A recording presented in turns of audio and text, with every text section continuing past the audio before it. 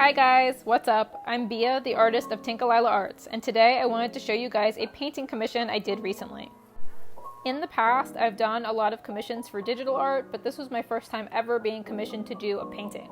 I think that's mostly because I had never really painted before this past year working on my master's degree in art education. In my bachelor's, I never ended up taking a painting class, but in my most recent semester of my master's, I finally did it and I took a painting class with a professor that I had previously taken for drawing. While I was taking that class, I met a classmate who liked one of the paintings I was working on. It was an abstract painting very similar to this one, and she wanted one to hang up in her place and asked if she could commission me, and I said yes. I had a really great time working on this painting throughout the summer, and I was glad to have that motivation to continue painting even after that class had ended.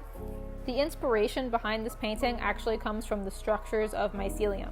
Mycelium is the network under the ground that mushrooms sprout up from like fruit, and it grows in very interesting patterns. The end result of these paintings doesn't really resemble the mycelium itself that much, but I am looking at reference images of mycelium as I make the sketch, and it's the lighter colored, almost white parts of the painting that are based on the mycelium, and then everything else, the blue parts, are like the negative space.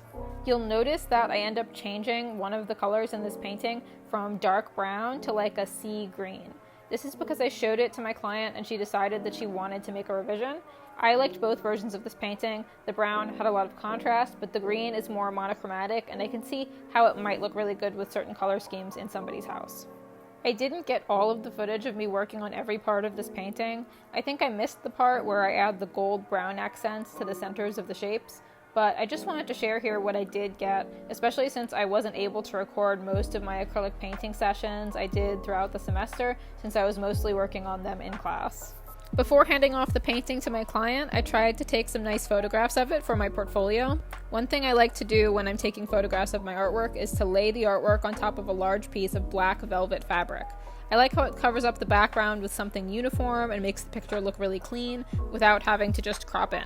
Also, when you're posting on Instagram, you might notice if you're cropped all the way in, you can't always get the whole artwork in the crop because it has a few preset dimensions that it crops to, if that makes sense. So I like to not crop all the way in to the edges of the picture and be able to show it on a plain background so nothing gets cropped out.